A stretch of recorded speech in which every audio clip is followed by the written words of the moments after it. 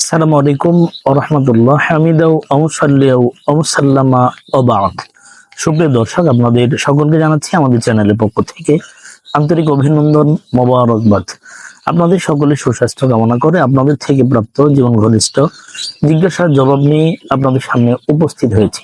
প্রিয় দর্শক, দিনী ভাই এবং বন্ধুরা, অনেকের অনেক ধরনের প্রশ্ন আছে। মোহতারাম শায়েখ, অ্যাটাচড বাথরুম বা টয়লেটে কোনো মানুষ যদি সেটা ঘরের ভেতরে অথবা বাড়িতে যেখানে অবস্থান করে পাশে যদি করে, সেখান থেকে কি জিন্নাতের কোনো প্রভাব পড়ার সম্ভাবনা আছে কিনা?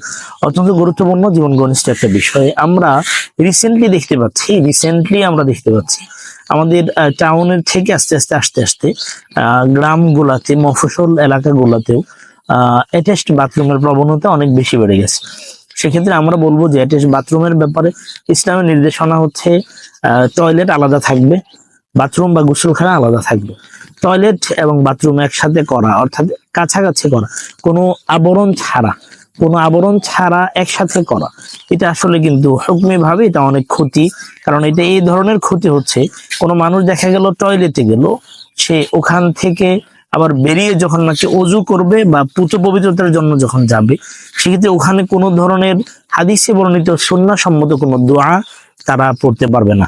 অ্যাটাচড বাথরুমের ব্যাপারে আমরা খুব সতর্ক সচেতন হওয়া উচিত। এটা কিন্তু আমাদের সমাজের একটা ভুল এবং কুপ্রথা এটা রূপ নিয়েছে। অ্যাটাচড বাথরুম ঘরের ভেতরে করলে অনেক ক্ষেত্রে জিন্নাতের প্রভাব ফ্যামিলির মানুষের উপরে পড়ার সম্ভাবনাও অধিক। কেন?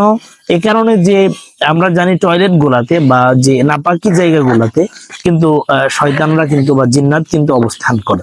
এজন্য দিনী ভাই এবং বন্ধুরা, আমরা আমাদের ঘরগুলাকে যদি জিনের আড্ডাখানা বা জিনের আস্তানা বানিয়ে ফেলি, সেক্ষেত্রে আমাদেরকে জিন্নাতের প্রভাব থেকে বাঁচাবে কে?